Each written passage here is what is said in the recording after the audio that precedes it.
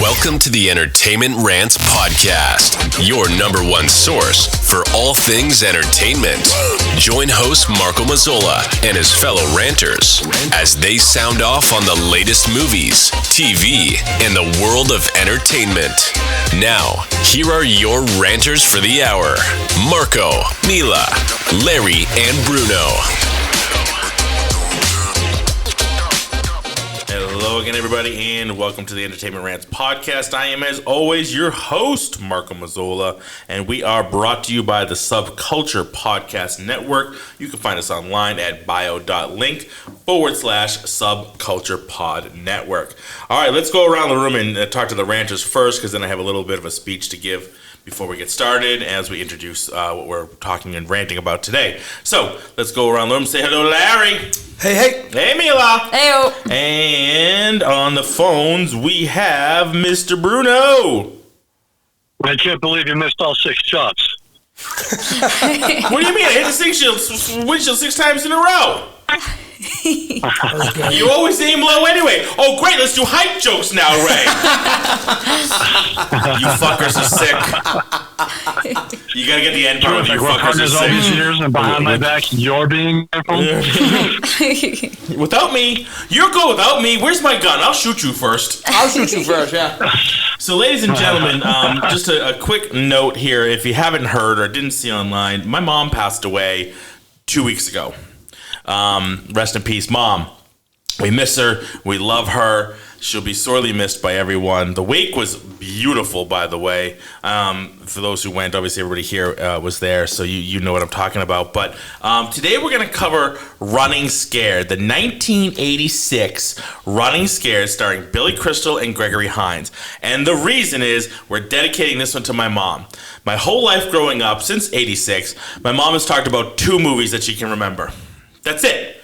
2 movies. Running Scared and Dangerous Liaisons. And I'm fucked if I'm going to do Dangerous Liaisons on this podcast. So, to dedicate this episode to my mom, we're going to cover Running Scared, her favorite movie. Whenever she talks about, remember that movie with those 2 guys? Mom, it's Running Scared. Just it's Running Scared. You know 2 movies. That's it. So if you're talking about a movie that had 2 guys in the movie, it was Running Scared.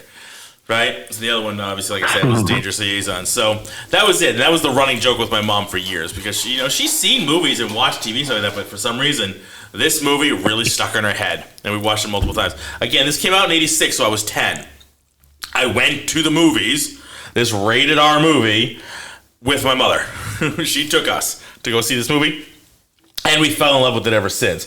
The movie, again, stars Billy Crystal, Gregory Hines, it has a lot of other, actors at the time. Joe Pantoliano, who I thought was hysterical in this. Mm-hmm. Dan Hedaya, a young Jimmy Smits. Okay, and the list does go on, but those are the main stars that we're going to talk about. So let's go around the room. So when I saw it, fell in love with it way back in '86. Had it on tape, had it on DVD, and now we have it on streaming. And after we start off the episode, I can quote this movie beginning to end and back again. So let's go around the room. Bruno, we'll start with you on the phones. Give me your first time with this movie. What was it like? So I saw it way back when it came out in '86, and I was a teenager, and it was hilarious. It was this movie was essentially one of the first original '80s buddy cop comedies. Yeah. And I don't want to say it kicked off the genre, but it was right there in the beginning, and I thought it was hilarious. At the time, Billy Crystal was not really, he was just beginning his rise to stardom, and so his take on this was a little bit more believable as an action star. Yeah.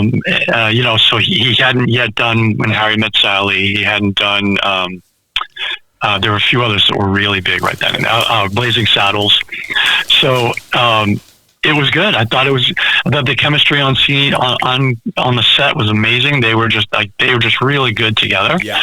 And I thought it was hilarious. I mean, this is one of the most quotable movies in a long time that we've done. Absolutely. And I think between you and me, we've been quoting it for years. It does just fit because. so many different situations. Yeah, with the phone call for Pinky, Oh no! Like I mean, there's so many. Mother, can I have some more potato and like cocoa? Oh, gotta go. Final Jeopardy's on. I mean, it's so good. So it was awesome. It was awesome, and at the time it was hilarious, and I think it did pretty well. I haven't looked at the numbers, but I think it did well, if I remember correctly. Well, I'm sure Larry has, and we'll get there. No? Nope. Oh, we'll get on it. No. I'll tell you why I didn't too. I'll get into that. Okay. All right. Sounds good. Yeah, it's definitely. And what's great is you got Billy Crystal, who plays an Italian, right? Danny Costanzo, which is hysterical. Hey, I'm a paisana. What do you want? Want to split garlic for you? Huh? Sing an opera? Lose a war? That was Gregory Hines. That was Gregory Hines. When he was in the bathroom. Pretending It's like, you don't look like a Costanzo. Hey, what do you want? I'm a paisano. Split garlic, sing an opera, lose a war? I'm a fango. That was the best. You want me to lose a war? I was like, oh, shit. It was good. It was quick, too. All right, so Mila, let's go to you. The first time I ever watched this movie was last night. I knew that was coming. At approximately, let's call it 10 p.m. So it was a dark and stormy night. Listen, we had class last night. You went home. You had something to eat. You were like, perfect time, and let me put it on. Yep. And sounds good. Thus and thereforth, I watched the movie. And? I thought it was really funny. I was a little sleepy by the end of it, but just because it was kind of late and it'd been a long day. But Sure. But yeah, no, it was. I had a lot of fun watching it. It was. I did really like the two leads. Yeah. What was it? Billy Crystal and Gregory Hines. Gregory Hines, yeah. Gregory Hines. Yeah, they were like lightning in a bottle the whole time. Yep. Oh, it was genius. Incredible. Genius tap dancer, too. Have you ever seen him? No, I haven't. Watch the movie. He was a hell of a tap dancer. I think that's what he went to school You for. go on YouTube and you can see a video with him tap dancing with Sammy Davis Jr. Oh, It's wow. fucking Was that magical. Oh, that's from Cotton? incredible. No, that was from No. Taps. There was a Sammy Davis Jr. tribute. They did it was a live tribute thing, and they had other people doing stuff, and Sammy Davis and his wife and everything were sitting in the audience, and at one point he brings Sammy up, and they literally battle back and forth. Or you can just watch the movie Taps, which I've said 4 times. You can watch Taps, of course. Where he tap dances with Yes. Sammy Davis Jr. That's incredible. Right, That's but so I'm saying cool. that About the tribute, live yeah. performance, you can see they're just kind of Wow. literally doing like a back and forth, almost like a rap battle, Yeah. a tap battle, and then Challenge! they bring Sammy his shoes out. He wasn't wearing them. They bring them out. He puts them on, and it's just fun. That's and this was Sammy, incredible. he was much older than I think than Taps. It was fucking magical to watch those two. They were genius. Yeah. Incredible. So yeah. I Gregory think- Hines, he played on Will and Grace for a while. Yep. He played Yep. a boss, and he was magical. I loved watching Gregory Hines. He was in a lot of good stuff. Yeah. He died way too early. Yeah. To go on what Bruno just said, the Con Club, when he was in that was another really good movie. But in the Con Club, it was actually him and his brother that were the two main. That was actually that's that was right. like his real brother. Yeah. That wasn't like a stand and like that wasn't just for script purposes. That was his real brother. And they were both dancers. Obviously, that's Gregory cool. Hines was a much better dancer. Hence the reason why he went to school. He did a what was that movie? With the Russian ballet dancer, Mikhail. Forgot his name. White Knights? Was it White Knights, White Lies, White something or other? Yeah. If only I had the IMDb If only had some sort of inner IMDb? web of technology, only- information. If only we had like could- infinite knowledge at our fingertips. Yes. Man, that's crazy. Man, that'd be wild. Multi-billion-dollar technology worth of phone. Wow, he died at 57. Yeah, Holy he was shit. super 20, young. 20 years ago. He was Super sick. young. He was sick. He was starting to get sick when he started doing Will and Cancer Grace. Scroll up. Usually, the IMDb it tells you like what he passed away from. But again, 56, way too young. My mom That's was rough. 70. My mom was 70, pancreatic cancer. Yeah, he died liver cancer. Died of liver cancer.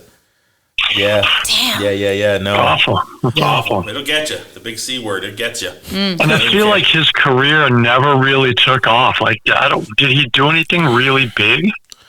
I mean, he was known for dancing. He was known for movies like this, but and like again, Will and Grace. But no, I don't think he had like superstardom. Like people knew who he was. Yeah, I think he was Gregory Hines. Yeah. But like no, I mean, it depends on what level you're talking about. But I mean, certainly not Billy Crystal level, if that's what you're looking for. But I mean, 56, it's not young in a career. He'd been doing it for a while, but he was just I don't know. He just had magic about him. But no, I don't think he ever really had that sort of huge breakout role that you could define a movie by him. You know what I mean? It was White Knights. Right. That's what I mean. He was never like a leading man. he was never like the leading man, in a He was no Brad Pitt. in a big one. He was no City. He was no. He was no, Yeah. no Denzel. You know what I mean? Yeah. He played. I feel like he played in a lot of movies. I mean, he has 49 acting credits to his portfolio there. A lot of them are, just kind of like mid characters, really. Yeah. His again, he was, White Knights. He did the Cotton Club. He did White Knights in this order: Cotton Club, White Knights, Running Scared. So like those are like his big three.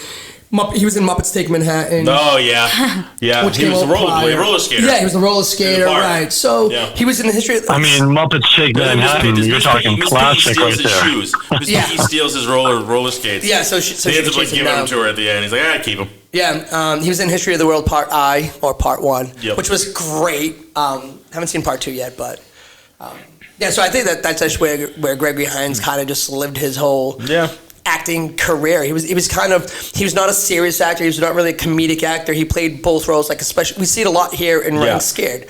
He was basically the straight man to Billy Crystal, but he had his own little ha-has. He absolutely did. Yeah. Yes, he did. I love it.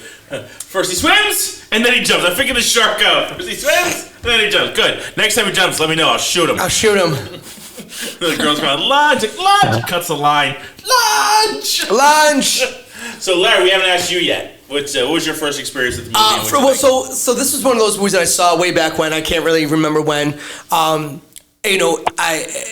go for what Bruno said about the whole buddy cop, Beverly Hills Cop came out prior to this, and that was the first one that I saw. So for me, I remember watching this going, oh, it's kind of like, hey, Beverly Hills Cop worked, why don't we try this? As an adult, and I do want to hit this, as an adult, I see this and I see what they were trying to do, and I don't think that people really recognize what they were trying to do. This was a buddy cop that we all watched and loved, and we thought was great. They had two comedic actors, one comedic just starting off with Billy Crystal doing a stand-up, and then you had Gregory Hines. Kind of Saturday Night Live, right? Stuff like that at that point. But one of the things that people don't realize, this was a black and white cop. They were breaking barriers, or they were trying to break barriers that we didn't see a lot of. Yeah, because this is before, I think, Lethal Weapon. I think so, yeah. So Beverly Hills Cop came out in 83. This came out in 86. So people have to understand that in the 80s, shit like this didn't happen. You either had, an all-white cast or all-black. Like, you didn't see this Lethal Weapon, when did that come out? When did Lethal Weapon come out? That was after this, I believe. I'm looking it up. So Marco's looking it up right now. I believe that was late 80s. This was actually originally written for... Yeah, it was a year after. 87, a year later. Okay, so this movie was actually originally written for... I just had it up here, I'm sorry. The original script was written for Gene Hackman and Paul Newman. Yeah. So that's the original. Yeah, this was originally written for Gene Hackman and Paul Newman. So obviously a more serious take. It was right, a little bit more serious, right? I'm thinking probably like a Serpico type movie, right? Yeah. So until Serpico, that's hilarious, right? Until Peter Hames decides to change the characters. In order to change those characters, they enter Gregory Hines, which is again at this time he was not really a huge actor per se. Yeah. And you enter in Billy Crystal. I would love to know how much improv was done on this movie, because I feel with these two guys. I mean, especially Billy Crystal. But exactly. I just feel that there was. He was no Robin Williams, but he was really good. He said that himself. Yeah. I mean, and we've seen Billy Crystal go on years with the comedic stuff. So just that right out the gate, like watching it now in the year 2024. You can see kind of what they were doing, and I so appreciate that aspect of it. That being said, this movie's great, man. It was funny. You see a lot of actors in this that you go, oh my god. You have Dan Hedaya, who plays the boss. He plays the captain. Right, and we've seen him in bunch of stuff. Yeah, sure. He's the Cheers. He's Tortelli. He's Nick Tortelli from Cheers, Carla's ex-husband.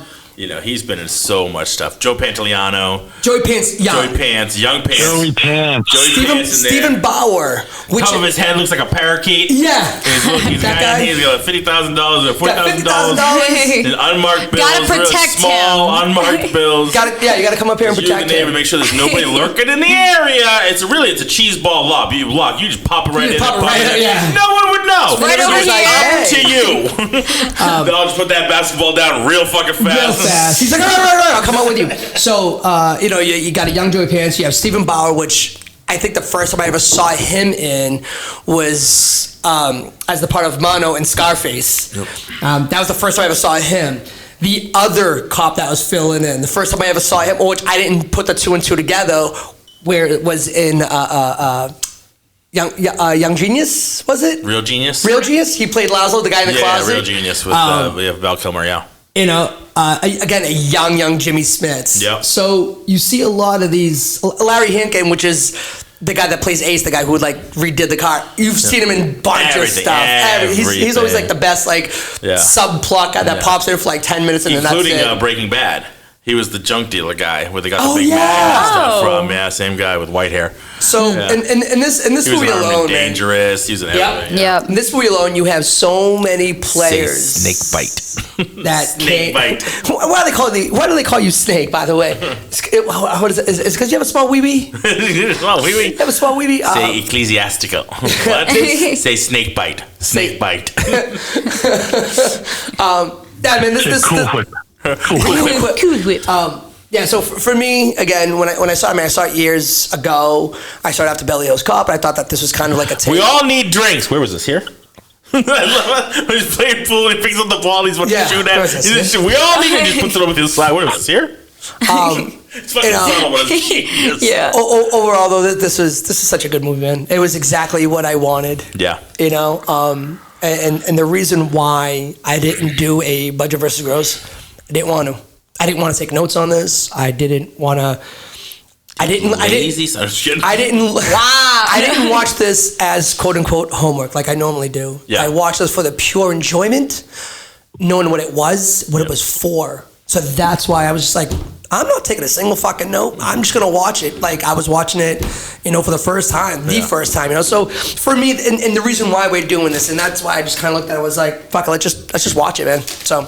Yeah, Mom had fun every time we watched it. 26 I thought something similar. Something like that. I didn't even look at my phone. I was like, I'm not even gonna take notes. I'm like, I'm just gonna sit here. I gotta tell you, the grab some only food. regret I have with this is that literally like a couple of weeks ago, like a week or two before my mother passed away, she'd been going to chemo for her cancer, and she had asked me. We got her a laptop, like a MacBook Air and stuff like that, and she wanted to take it to her appointments because she had to go, and her appointment was like literally like 6 hours long. She'd go in on Tuesday. They had the thing, and they'd put it in. She'd sit there. Then she'd take it home for 48 hours. She'd have to go back and let it drain and take out. But while she's sitting there, she wanted stuff to watch. So I put, her Amazon Prime, and I put this movie on her laptop so she could watch it, and she never got a chance to. Oh. But I think I did it like the weekend or the Wednesday or something before. And then she passed away on Tuesday, which was the day she was at her next chemo appointment. She would have taken this, not to bring the mood down here, because I love my mom and I miss my mom, but just how things play out, Yeah. But she never got a chance to watch this one more time. So when we'd say, well, what are we gonna do this? And we're like, we have to do this. Yeah. We have this movie. The same thing. I rewatched it just for the joy of it. I've seen it a million times, obviously, but just the joy of it to watch it one more time. With Mom, it was really cool. It was great to see this again. Just to watch all the stuff that I remember and all the parts she would laugh at, and just the cool. She was a big Jimmy Smits fan. She loved Jimmy Smits. Oh, she loved that Jimmy man. Smits. He's awesome. I like him. She watched him. What was the cop show he was on? NYPD Blue. NYPD Blue. So he was supposed to be the original, but because of conflict and thing, like he was shooting something else, so he couldn't record for the original part, and then that's when Dan Caruso, because he was the original character, he was the original cop, right? With Dennis Franz. Yeah. When he was done, that's when Jimmy Smits came in and was like, hey, we have an opening. Can you slide it? Because he wanted to do it. Yeah. So he was like, I can actually shoot for it now. He was awesome in this movie. Yeah. He was great. And he's like a quarter Portuguese, I believe. So, something like that. He's one of my people. I'd only ever seen him in Dexter. We're from Noise For that one Busters. season. You guys know where the Menudo concert is? Hey, that's Julio's car. That's it. Hey Julio, you want to file a report, amigo? He's just driving his fucking car. He's driving his car. He's answering his phone. His car was stolen. Things happen. Things happen. It's the jungle out there. I fell on a knife 12 times. I find it absolutely hilarious. The whole idea of the whole car phone. Yes. Now, so now it's like, my father had one of those course. with a cord. It's funny. I got a little bit of whiplash when they pulled that. I was like, what? Yeah. I'm like, wait, where did that And come I was like, from? this feels like a bit. But then I was like, oh no, that's like a legit phone. Legit phone. That wasn't the bit. No, it was like $50 a minute. You had a special antenna that was put on your car. There was I think my father's to power it up. He had the case and everything, so he could travel with it. Yeah. But when it was in the car, he would take it out and he would plug it into the cigarette lighter, and that's how it would get power. Yeah. My dad's was hardwired to the car. Was it hardwired? You couldn't take it out. Okay, so and it was attached to the center column, between the drivers and his Mercedes. I remember the big, thick ass cord going into the car. Yep. Like they drilled it in through the car so they could get it to where the battery was. Okay. Yeah, you couldn't move it out of the car. That was I remember that. Had the numbers on the back of the handset. Yep. So you could drive and you don't have to look at it. You could touch the numbers. Yeah. And then pick up the See, receiver. I never knew that was even part of cars, because I knew about most other things, rare. but I didn't. I was like, how long was this a thing? Because I had never seen anything like that before. It really wasn't. I feel like because that was almost like a status. Oh, was it like it's a fancy car? Yeah, The fancy car. Damn. No, listen, that was in '86. I'm like, even in the late '80s, early '90s, that wasn't a thing. Yeah. It really wasn't. Okay, all right. That's what I was assuming, because I was like, maybe it's because it's like a really nice nice car. Because I was that's definitely part of it. Yeah. I was like, We had really? the money for that car. You got money for a car. I don't know. Exactly. By the time you hit the mid '90s, there were a lot of cars that just had them. Well, by then, even the built in. cell phones were starting to come into a more, because I had my first flip phone, but was a thicker Motorola, that gray one. And, by the time I got into The brick or the smaller one? the small clamshell one, the bottom. Yeah. I had that midnight. I graduated high school in '94, and then a couple years, by then, maybe a year or two later, I had one. Because I was working at Cambridge Soundworks, and one of the guys, so everybody kind of started having. You had the beeper and the cell phone at the same time. Everybody had the beepers. I mean, mid '90s, that was huge. That's when you started getting the beeper, the sideway beepers, and the beepers that you would call in. You could leave actual messages, and it would type out on your. You saw that with doctors. Yeah, doctors had those. That's why pagers. That's what Amy's always said. Her mother would never let her get beepers. She's like, two people have beepers: doctors and drug dealers. And you haven't been to school long enough to be a doctor, so no. No. Yeah, They were actually super useful. Very useful.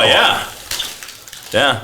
I mean, in technology, we had beepers all the time because if there was an issue, then we got beeped. Yeah. And it was good. It was good. annoying. It's just like nowadays for emergencies, kids with cell phones. Like if it's used for that purpose, like as an emergency tool, not to waste your day away in math class. Yeah. My father still has his pager, and I asked him why. He goes, well, because that you can contact me in different ways. I go, but Dad, when somebody beeps you still got to call them back. He goes, I know. I go, so what's the point? He goes, if I don't want to call them back, I don't call them back. I'm like, are you shitting me? He goes, yeah. Some people, he only gave his beeper number to. He wouldn't give him his cell phone. Gotcha. So if they beeped him, you could still beep him. But is his number blocked if they beep him and does call him back? Oh, at that point, I don't know. I don't think he really cares about that. It's just a matter of they have his beeper number. I mean, I don't know. Maybe he calls him from home. I don't know. But his whole point was he could always be like, I my never brain's got trying to figure out the logic of that. And honestly, it's about to eat itself. Yeah, I don't know. I don't know. Maybe he starts 6'7". I don't know. He could. All right, is that still a thing? Could be. Yeah, it probably is. So, what is everybody's favorite scene in this movie? We actually haven't gone through the summary. We really haven't done the summary on the movie yet. We probably should. We probably should. I'll do the summary this time since because I've got my favorite scene. This is your show, man. Which never happens. You run it the way you want to run it. All right. So 1986, it comes out. It's an hour and 47 minutes long. It's rated R. Okay. Again, we already give you the stars. Basically, you have two cops, Ray and why am I blanking? Ray and Danny. Okay. They're two Chicago cops. They've been at it for a long time. They've been doing this for a while. They're two detectives. They're kind of like the rogue detective. They kind of do it their own way. They don't wear bulletproof vests, which plays into the movie. And basically, Jimmy Smits is the major drug dealer, gun runner, buying up guns and stuff like that in Chicago. And they've been trying to take him down forever. And they basically almost got killed at one point. So they're forced to go on vacation. Which they end up at Key West, which is hysterical. And then when they come back, they realize that the drug deal has been released, and they're forced to take on two rookies to basically guide them in their ways because they were going to retire back down to Key West, and they bought a bar. Danny's grandmother, right? Aunt Rose passes away, leaves them $40,000. So that was like huge to them. He's just like, I'm rich. You're rich. I'm gonna give you $10,000. I lied. So I'm gonna buy a Mondo Dismo stereo. The speaker's so big, I gotta move out. So that's basically the long and short of it. And then they have his drugs. They have Jimmy Smith's drugs, and he wants them back. So he kidnaps Danny's ex-wife, who's gonna be a dentist. No shit. No shit. Right? And they have to go get her back, and they end up at the State Building. State Building, yeah. The State Building, and it's just, and then of course the gunfights and everything, and it's just a wonderful, wonderful buddy cop movie with so much chemistry, so much good action. Just ridiculous gunfights. I love the car chases. The car chase on the L. Yeah. On the elevator train. That was great. Yeah. Why weren't we on that track? Oh, you're gonna criticize my driving now, right? Huh? That's real good. So with the nun and the priest in the back. We're ready at the blockade for the interstate. Well, we're not there anymore. Right? He's on the L. So one thing I do want to say about that, like again, it's the '80s, so you have to take everything with a grain of salt. Yeah. But you could tell that when they were on the track, that it was sped up. Yeah. Like, to make it look like that they were going a lot fast. Because there's no way you how that couldn't they drive like that fast on a fucking track. The car's getting ruined. Yeah, it's not happening. So, but you could kind of see that like the film itself was getting sped up, like during editing. I'm like, that's all we got. This is 1986. That's fine. So, I'm okay that with works. like, whatever. I mean, Jimmy Smith is running around here with fucking mankinis on, so which cracks me out. We lost our keys, our car, our pants. Where are all these people? You did that on purpose. I love that. Garcia, I said one backup. You bring the Rose Parade. You never called for a backup before. We figured there was a riot. Would you get in the car, Mr. Backup? So good. Yeah, it is. It's real. Their chemistry was hysterical. Because they joke with each other, they get mad at each other, and even that times it was hysterical. And they're yelling at each other. They're like because they've been cops together forever. They had 4 more years before they retired. They've been partners forever, so they're like the Bickersons. Like they loved each other, but they're like brothers, but they constantly bickered about shit. Which just made it so much funnier. So much funnier. Yeah. So, okay, let's go back to favorite scenes. Mila, you said you had one. Yeah, I was rewinding a little bit. I think my favorite scene was probably the pants scene. I was like, he's got the woman hostage, and it's like, he's just running around in his Speedo, and it's like, pants, give me pants, and the woman's screaming, and they're like, what? Take off the pants. Miss, you did that on purpose. That's exactly what I did. Was it so hard? Was it that hard? Yeah. And then they've got their long johns on. Right. So you have a better arm than I do, but I was always a better hitter, and you know that. Yeah. Like that was like hit after hit. I was like, that's so good. Exactly what I did. That was definitely my favorite. Both in their long johns. It's hysterical. And then the Rose Parade comes in, and they're like, come on. You bring the Rose Parade. I don't know if I really have a favorite scene. I knew this would be a hard question. There's so many. There's a lot of really good scenes. The car when they're in the Mercedes talking to Julio. I mean, that's yaka yaka yaka yaka yaka. That's a funny ass part when he's on the phone. Yeah, like that little back and forth between them two made me so mad. He hung up. He hung up. Did you tell him I said hi? You didn't tell him I said hi. I was trying. He hung up. Yeah, like I don't really like Joey Pants. I really liked him as a character. So like everything that kind of involved him, I liked. Like I was like, this is fucking hilarious. Gregory Hines in the bathroom. You don't look like his son. So that whole thing, it was hilarious. When they get the new cop car, he's like, there's something wrong with it. He's like, no, I got bulletproof glass. He was like, there's something wrong with it. And then he backs into the other cops. He goes, now it looks like a new Chicago crowd. I was like, oh, okay. That was missing, yeah. Windows don't roll down. Did you ask that? That can't hurt. Can't hurt. Yeah. It ends up hurting. It's immensely. The whole movie, like there was so many parts that just hit. Yeah. And I was just like I said. I mean, I watched this with it. Just with an open mind, I watched it. This is probably like the first movie that I've watched in a while that I just watched. Yeah. Like I wasn't like looking to like criticize it or critique it or like take any notes like, oh, I wish he did this or why did he do. Yeah. I just watched it. Yeah. I'm with you. Yeah. Bruno, what about you? Favorite scene? Everybody's kind of covered a bunch of the basics. So it's just one of those movies that's written really well, and so that like every time they're on screen together, it's fucking hilarious, right? Yeah. So like when they did the lineup, he's like number 5. He's a room full of cops and 4 other police officers there, right? Like what the fuck? Right? Or like who the hell is this man? Just number 5 turned turn around, number 5. Yeah, turn to the right, please. Just please do what you're told. That's him. That's the one. That's him. It's him. Bastard. I never forget that face. Yeah, and then when Billy Crystal's like, Ablo, Smith & Wesson, the right to remain dead. I mean, every time they come together, just the scenes are written well, and it's really interesting. I thought when they were climbing the stairs to go into that apartment, I thought it was super 80s when they were talking about the lovely ladies of Key West. Yep. Yeah. Those tan tits. Yeah. I mean, he was really getting graphic, and I was like, well, this is the 80s. This is the 80s, yeah. Here you go. Oh, you're right. I'm in Key West. Favorite shot? I love that. He's going through. He's like, it's okay. It's all right. It hurts. Right? It hurts. He opens it up and goes, you feeling better? Must be the bulletproof vest. You could have been running. Yeah, I got a bad back. Let me guess. Bad back. He doesn't look like Parker. That was really good. I love it. Don't get scared. You get scared, you get shot. That's right.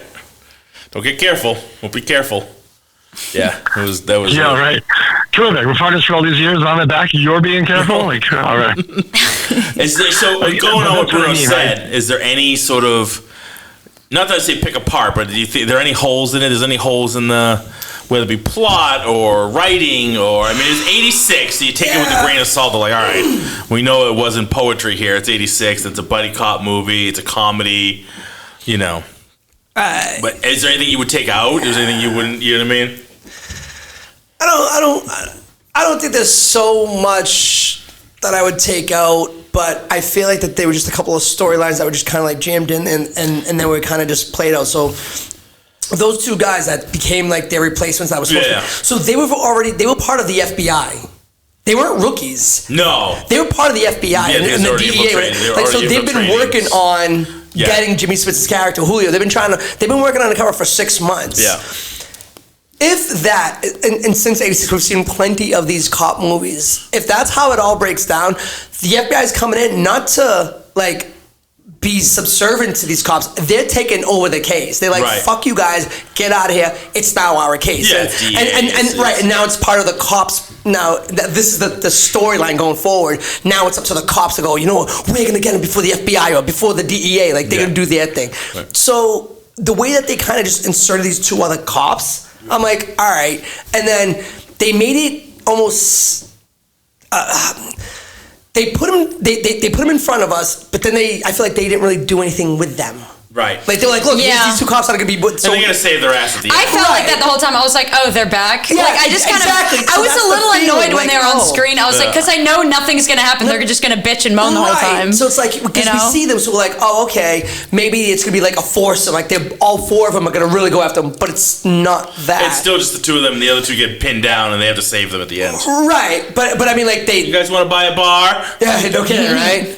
I feel that those 2 characters are almost kind of like waste like that little storyline. Chicago's gonna be safe in their hands? Oh no! Oh no! Oh no! Which is the Saturday Night Live stick. That was you were marvelous. That's where it comes from. That's where it came from. Yeah. So again, it's 86. We've seen so many of these movies in the 80s. Now, Mila, you're watching them literally for the first time, so you're completely... I'm catching up. well, not just that, but like you see it through a different view because like you're so used to movies now and you watch these shitty movies and you're like, how the hell did you all like this? I know that's running through your head, but when we saw it for the first time, it was fucking awesome because this is all the movies that we see now, they all had a beginning, right?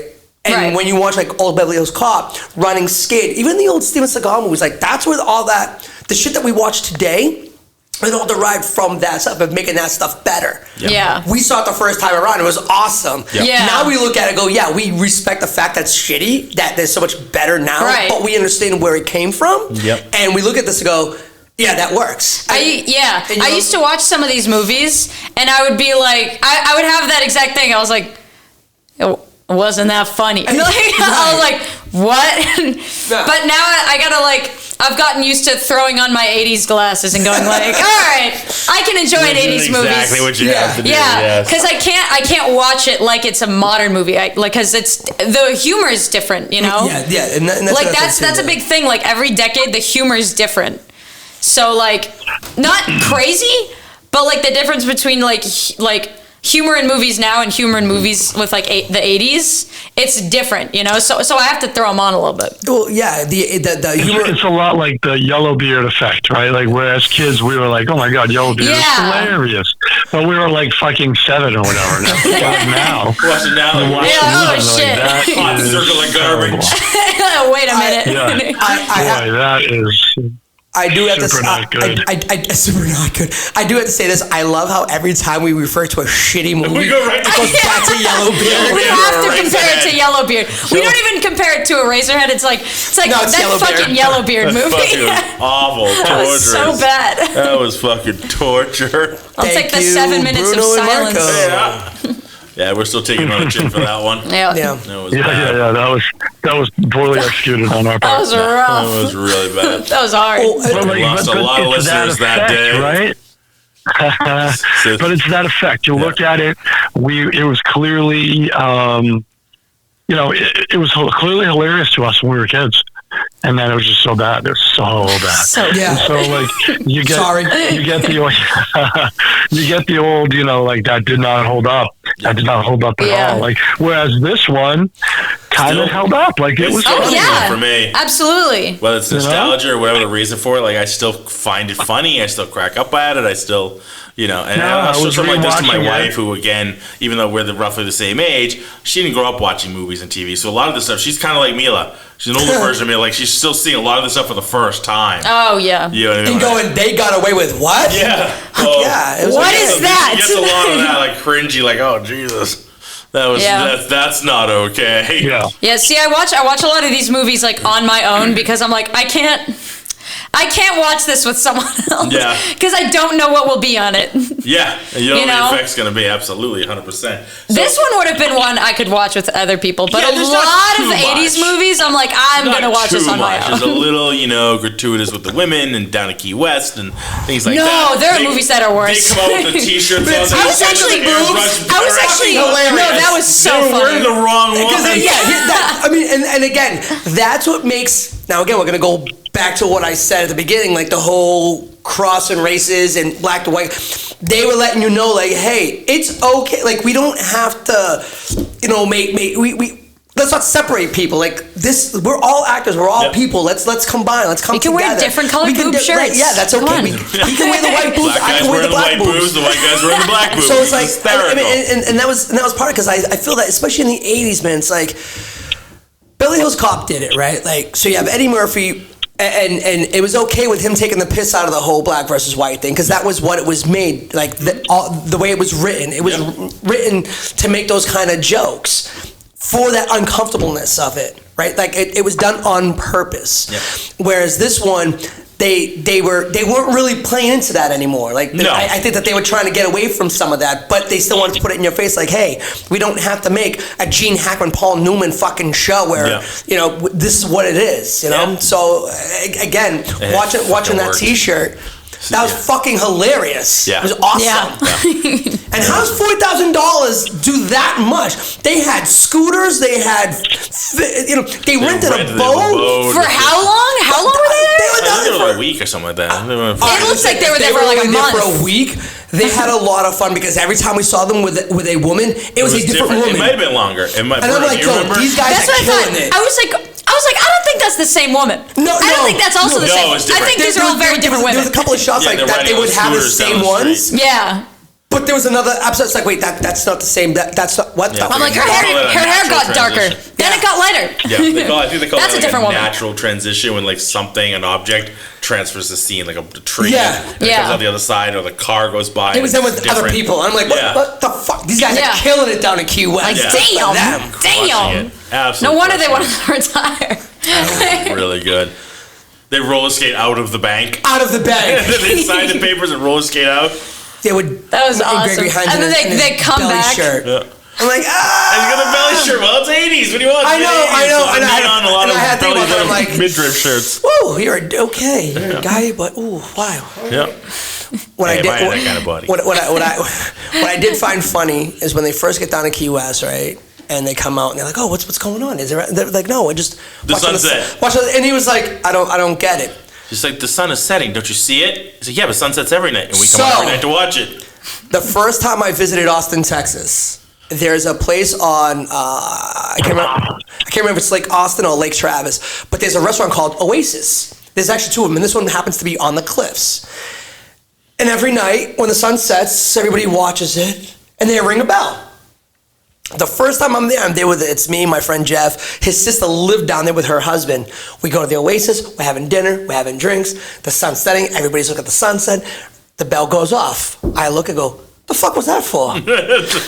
His sister goes, oh, it's for the sunset. I go, what sunset? She goes, the sunset. I go, they know that it's coming back tomorrow, right? They're aware. Like, I don't understand this. The sun is setting. Can't you see it? Yeah. And I go, but it's going to come back tomorrow. And I remember saying that just off the cuff. So when I was watching this movie, and I'm watching this movie, I go, I know that feeling. It's the sunset. But it sets every night. But then it comes full circle, and he's like, at the end, and Billy Crystal's like, the sunset was so beautiful. We need to go back for the sunset. Julie, I come from a land fairly far, far away. Yeah. That was really good.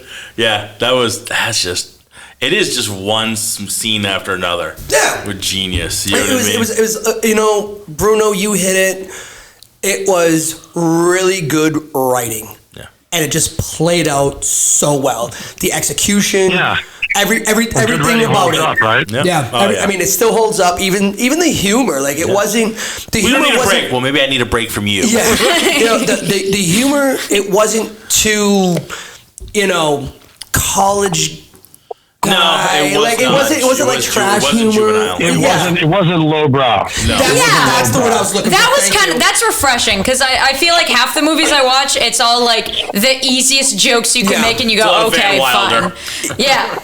Yes. But this was like good, clever, like well-made jokes, you know? I was like, damn, okay. And executed well by them. Yeah. Like, their timing and delivery was impeccable. So much of it, that, like you said, that bathroom scene, we're just screaming at him. Look at Costanza. Did you check the women's room? He's like, I looked everywhere. I don't know where it is. Did you check the women's room? And he just looks and he goes, hey, I don't judge. You got to go check it out. And then he is there. Like, no, I'm like, yeah, it's okay. You come in here, you're arrested for indecency. Yeah. What about you? I'm on a stakeout. Actually, I found it funnier that he was actually in there, because usually the easy joke would at the police station on a stakeout. Because usually, like, the easy joke would be he walks in and there's actually women there, and he walks out. That's what I was waiting for. I'm like, but then he walks in and he literally is there, and I was like, oh my god. He did have to check. My Rose. He hems him up. Let's talk about my Rose. He drops in the sink. Next, you needed to speak. Come to my office. Wait. We're rich. Yeah. The girl that plays his wife. Yes, Julie. So, for the life of me, I'm looking at her, right? I'm looking at her. I was like, this woman looks so familiar. Her name's Darlene Flugel. Bless you. Thank you. She's passed. She has since passed. Oh, I didn't know that. She passed in 2017. To her acting career. So I'm watching her. She's only 64. Yeah. From Alzheimer's disease. At Whoa. 64. Jesus. So I was watching her, and I'm going, why does she look so familiar? And for the life of me, I still can't figure it out. Like, I looked at her IMDb, and I couldn't figure it out. Yeah. And then I realized why she looks so familiar to me. And maybe it's just me. Is she not a dead ringer for Patricia Arquette? maybe a young Patricia Arquette. I can see that. Yeah, And because I can see that a bit. I literally had to like look it up because I'm like, she looks way too familiar, and I couldn't figure out why. Like, she was in a bunch of stuff. I can see kind of there. Wise Guy. Bring up a picture of her. One of you. Yeah, I've got her. Patricia Arquette. No, not of Patricia Arquette. Oh, okay. Of the other one. The other one, yeah. The one that was actually in the movie. Miss Flugel. Flugenheimer. There you go. Yeah, not. So what Wait, we're let doing me for the see. people that can't see it, we're For our audio I can podcast. see the similarities. On an audio podcast. Yeah, on an audio podcast. You, just take their word for it. Yeah, I guess. So for me, I think I was just like, that she could be Patricia Arquette. I think maybe it's the eyes or something. I don't know. Not really. So They honestly don't really look that similar, but you know, that's, She doesn't think so. you do you though, Flavor. because their eyes are also very different. What was that, Bruno? Say it again, bro. Oh, I said I can see kind of where he's getting that feel from. Yeah. I do think they look a little bit different, but I see where you're going a little bit. Just sort of the facial structure. Yeah, I mean, bit, maybe. now the more that I look at it, I'm like, oh, maybe not. Yeah, I think you're seeing things, but that's okay. Squinting. You're taking the whole vibe, right? Like maybe it's just something about the way she moves. I mean, I can kind of see it. I can kind of see it, but. All right. End of the day, Mila's the one that's making the final call, and she just threw the kibosh on that. Yeah, I mean, that's there to that, so fucking there goes that. Mila was like, yeah, you know what? No, that ain't happening. Yeah, no, I like looked at them because I was like, oh, all right, I'm looking at Patricia Arquette, and then I look at Flugel, and then I go, no. All right, my bad. It's a no. It's a hard no for Mila. Hard no for Mila. That's just me, though. She's like, absolutely not. But I was like, that's a totally different one. But I also remember watching Hunter all the time, and she was in that. So maybe that's why that's kind of kicking in the back of my head. Could be. That's an awesome show. So, next question. Next answer. Do you think it deserved a sequel? It had a Should it sequel? have had a sequel? No. Oh, no. Should it have had a sequel? I could see it as a sequel. No. I I feel like it would have been really easy to make a sequel. Like, if they wanted to. I think it would have been good. It wouldn't have been good. Really put it together. But I think it's one of those shows, one of those movies that I like. If they made a sequel, I wouldn't be shocked, you know, because you can do so much with that. It was successful. It was a successful like movie. literally, like for example, Lethal Weapon. You know, like you watch that and you go, okay, and then it's like, all right, well, let's come out with a few more, and then I was like, oh, all right, cool. Yeah, You know, I mean, does it need a sequel? Probably not. Will Right, it? but if you want to, sure, why not? But Yeah. I mean, the idea is that they're retiring in 4 years, so you could come up with just another bad guy story. I mean, just like all the other. But at movies. the end of it, they were like, almost like they weren't going to retire. Like, you know, like, because they were like, oh, That Chicago was very can't do vague. without us. Well, right, but they were still going to retire in 4 years. Did they? Maybe. No, they said like they just weren't because when they were. Well, they were going to retire right then and go down to Key West. Right, and they were like, and he was like, "Why do you want to do it now? We have 4 more years. We have 4 more years till we collect our pension." They get the full so they would, they were. Or saying, you like, could have in had a 4 years, Key we're West, done. turned it into like a Key West one where they had to go to could've done that, Chicago for whatever reason. Yeah, you know? I mean, they did it with Atwell. But I don't like it when they do that. I don't, but They again, change locations just to make it refresh, like something like, oh, it's a new version, right? Like Beetlejuice in space. Like, I don't fucking want to see that. Like, that was actually supposed to be the sequel, not space, in Paradise. Jesus. Like, Beetlejuice was supposed, like, the original sequel for Beetlejuice. They had originally thought of him being, like, in, you know, the Bahamas or something, like, in Paradise, literally. And then that never happened. Good. Obviously, we're getting the new version, which is coming out this year. Beetlejuice, which is, I can't fucking wait. But I'm excited for that. But anyway, you know, like I don't like it when they change locales just to make it fresher. You know what I mean? A different takes story. Manhattan. Yeah, exactly. Jason in outer space. Like, I don't want to fucking see that. Yeah. I would have liked to have seen a sequel to this, still set in Chicago. I would have preferred Oh, if it was you in know what I mean? Chicago, Like, but I'm just saying, like, if they had to come up with something Because they've had 4 different, lethal weapons, you know? or 5, whatever it is, and they're going to come out. I think they're coming out with another one. Are they? I think so. Yeah, Yes, I think they are planning on another one. But you know, like, okay, and honestly, and not that all of them were hits. They weren't all hit out of the park, but all 4 of them, except for the third one, was like my least favorite. But like, I've enjoyed them. I enjoyed the shit out of the second one. I liked the one with Jet Li. Like, it still worked. It was just the 2 of them. And you added Joe Pesci. With everyone, you added a different one. And then you added Chris Rock, things like that. So it still worked for me. And I think this one was strong enough. Like, even if you did like one more with a new story. Yeah. Maybe it wasn't a drug dealer this time. It was something they upped the stakes a little bit. I think they could have made it work. I think those two guys were awesome. Their chemistry was great. You get the same writers. You get back in. Peter Hames does it again. I mean, it's clear that she wasn't marrying the dentist anymore. Right, exactly. Now she's back with her. I was kind of convinced. I was like, is there even a dentist? I didn't think that there was a dentist, to be honest. I feel like she's joshing. I was like, I don't think there's actually a dentist. Around because we never saw the guy. Dentist, right? Yeah. So, the dentist. Wait. Let's talk about shit that doesn't work. All right. Because this one kind of fucking took me out of it a little bit. Go for it. They had her boyfriend arrested. Yeah. So he could have her, and she was okay with that. I was like, wait a minute. I'm very confused here. Yeah. They arrested her boyfriend. She comes, she's like, oh my God. And she looks over at him, and it's like, oh, tee, I guess I will go back to your house. What? Yeah. That's not how that's supposed to work. That goes crazy. I was like, this guy what? dragged out of his apartment in front of everybody. Yeah. Like, completely like shaming him. Kind of a businessman, whatever the hell he was. Right? Got a reputation. And just drags him out while the cops dragging him out. And she's like, oh, well, let's you and I go together. Yeah, like, I'm looking at it going, damn, what?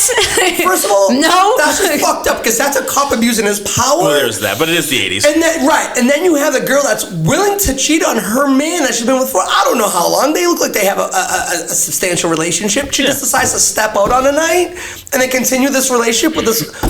Fuck you. Yeah.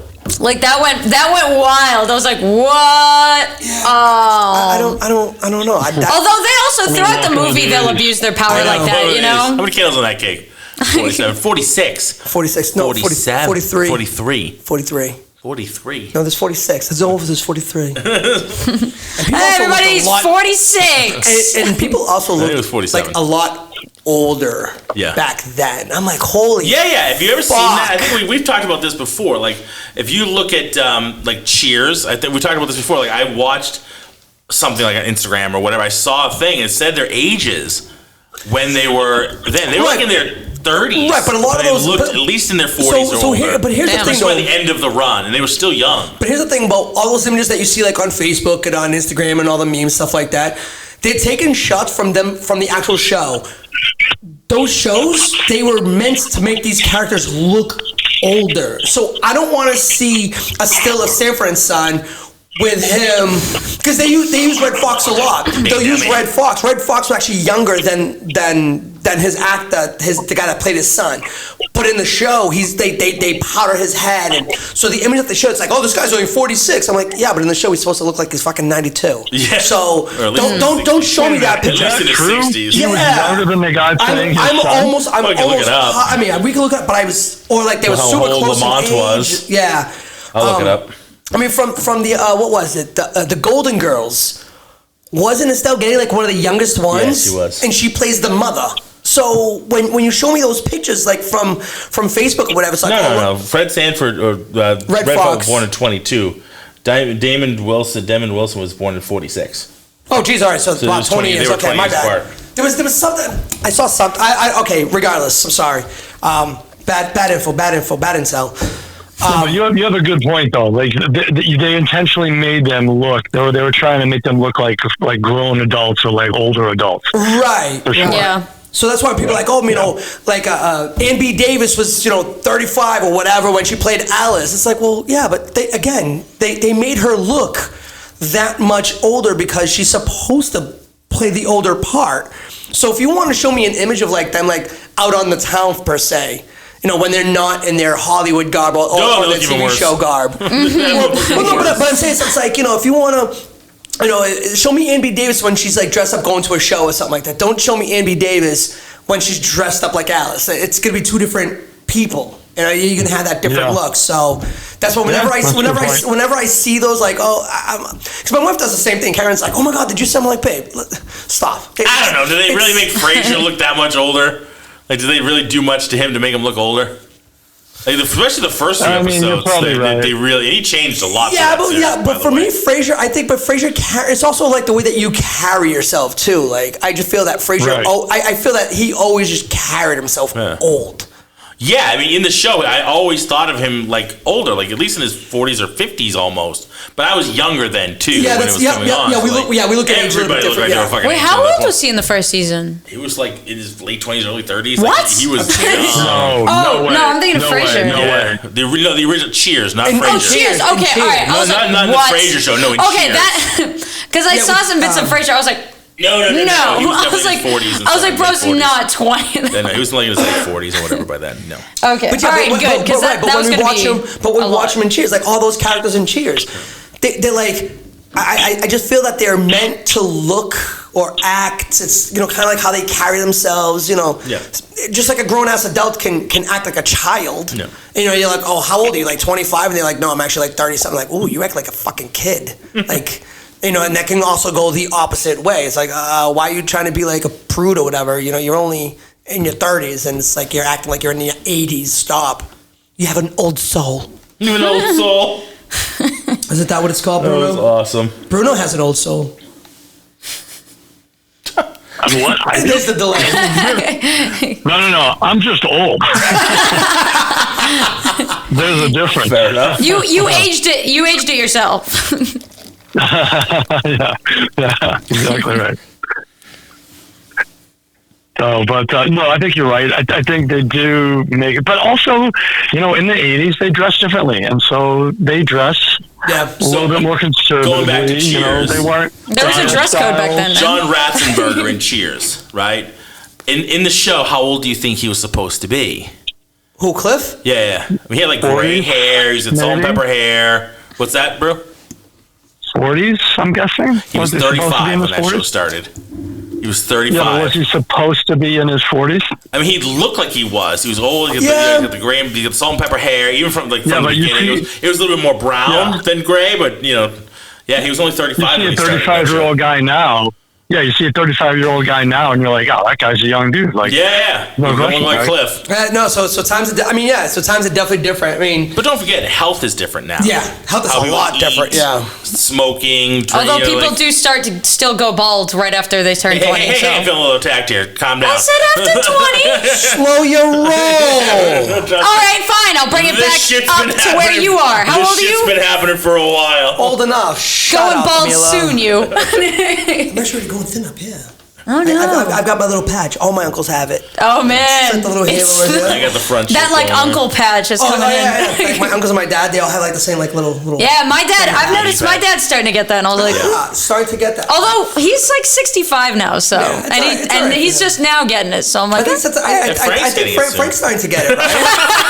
He's starting to get that patch. For viewers, he's bald. He shaves a lot of it, but or listeners, whatever you are. Whatever you are, you viewers, listeners. Well, viewers on YouTube. Observers. Check out our YouTube Observers? Consumers. They're consumers. He's bald. He's bald. Regardless, he's bald. Yeah, definitely. So let's get into some. Do you want to do a gross versus? No. Well, there it goes. I guess you know. I mean, if good. I get one less torture. But we're not getting it today. Well, we're not getting it from I don't know. No, that's okay. I don't care. It's you're good. This one's for mom. Yeah, exactly. Mom didn't care. Well, how much? We don't need a budget or gross about it. And again, like I thought about it, and I was like, I'm not. I'm not. I'm watching this with your mom. Yep. Like, that's how I watched it. Oh, I watched it the other night. She was right there with me. Yeah, definitely. Laughing her ass off. Like for me, like I said, even Karen said, she was like, I was like, no, it's not homework. It's Marco's mom. Jimmy Smits. Jimmy Smits is the man. Oh, he's awesome. He's great. Yeah, he was good. All right, then let's rate it. 9. 9. Yeah. A 9 out of 5. I like it. Fucking A. I like it. No, and realistically, this hit in a lot of spots, man. I'm gonna give it a 4. Yeah. I'm almost there. I'm more of a 4.5, but yeah. Yeah. There's a couple little. Yeah, that's where I'm at. I'm at about 4.5. 4 3/4, like primarily because those guys work so well on screen. Yeah. The comedy and this many years later, it still holds up. Intelligent.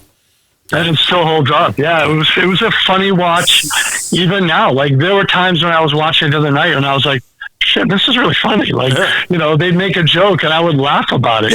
And you just don't get that with stuff from the 80s.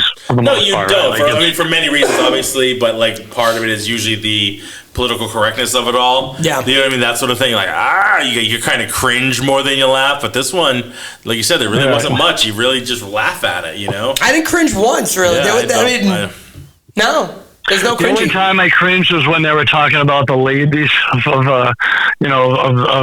What was it again? Key West, the Key West. Yeah. The ladies of Key West. And they were talking about, like, tits and ass and that kind of shit. Tits and ass come up in, every 80s movie. That's coming from me. I was actually shocked that there was no boobs in this one. No legit boobs. You got a little. You got a little. I got a little. I got Gregory a Hines full. was with his girl. I got one ass. Good looking. It was pretty good, but I didn't see any boobs, and I was actually kind of shocked about that. You weren't watching hard enough. Yeah, there was boob there, but not a lot though. No, but yeah, not a lot. There's a little boobage. But like every single 80s movie we watch, there are breasts in it. Yeah, mostly it's gratuitous. Yeah. And I'll be like, oh, there they are. You know what? It was tastefully done. Yeah. Yeah. We saw a little butt. We got some side boob. Got a little bit of boob. Okay, we're got cool. the boob shirts, they got the booby shirts. Yeah. I'll take it. And that's it. All right, next. Yeah, and the love story, like the love gratuitous stuff, was not the main focus of the movie. Right, Yeah. which thankfully. Nor was it particularly well done, but like. Yeah. Yeah. It was fine. Yeah, it was all right. It was fine. I was fine. I'm at a 4.5. Mila? I'm gonna give it like a 3 3/4. Cool. Because I liked it. I had a good time. Would you watch it again? Because you said you were kind of sleepy the first time. Like, would you? I don't think I would watch it again. Like I don't think I'd go out of my way to watch it. Yeah. But if someone was like, "Hey, do you want to watch it? Let's watch it." I'll go like, "Yeah." Or if someone asks about like a comedy movie from the 80s, I'll go like this one. You should watch Running Scared, yeah. Or like this several other ones. This is definitely one of those movies. Like, hey, you want to watch it? I'm like, yeah, I'm totally watching it. I'm down for it. But I would be down, like, if someone was like, all right, let's watch Running Scared. I'm not seeking it, but if I'm flipping through the channels, literally just kind of looking for something to watch, and I do see a pop-up, like, oh, I'll watch that. Yeah, that's when I would watch it. No matter what point it's at. Yeah. I'll start it when it doesn't matter. It's on, I'll just... And that's a good thing, too. Like, I feel like in this movie, you could do that. Yeah. Mm-hmm. It's like, it doesn't matter what part it is. It's like, oh, they're up on the L. Like, oh, okay, this is a good, this is a funny part. This is when they're going to get crushed by the train or when the only confession one here is when you confess to me, all right? when the garbage truck comes and they throw them in the fucking dumpster and compress them. It doesn't matter what part of the movie. Windows don't roll down. You asshole Ace.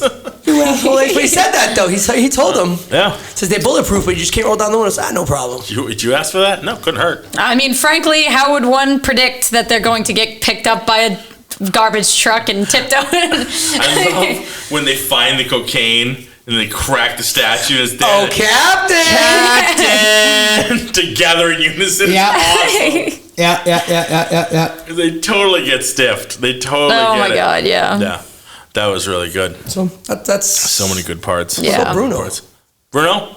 Did you rate it? You rated it, didn't you? Yeah, you did. You gave it 4. I gave 4.5, 4 3/4. That's right.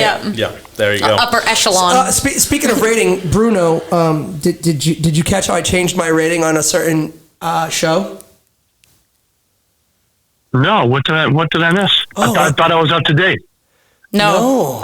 Apparently not. Did you listen to the second He-Man one that we did?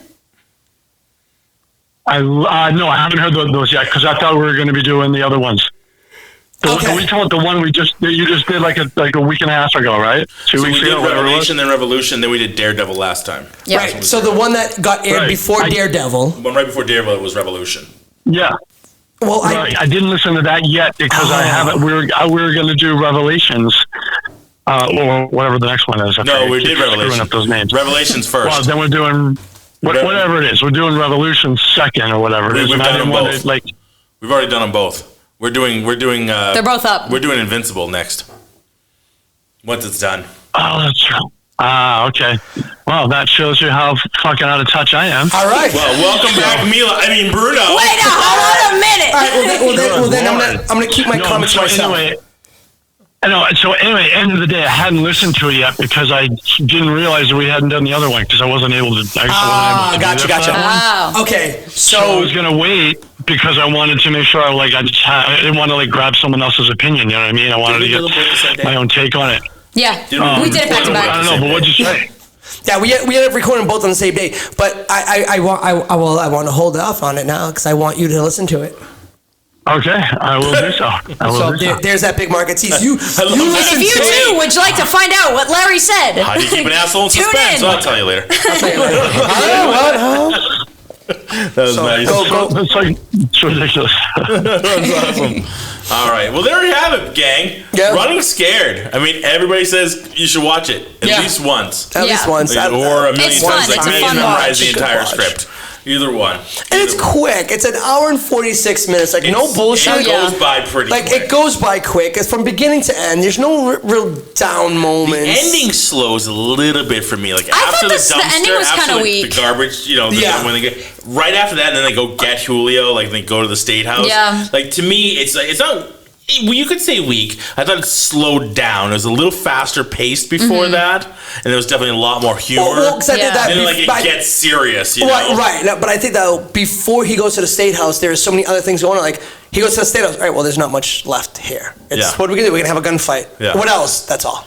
Oh, all right, cool. The Windows Rusher rig. It was shit. Yeah. He throws the fucking cocaine. Yeah, Julio, you want the cocaine? Get back! And then he's like, no.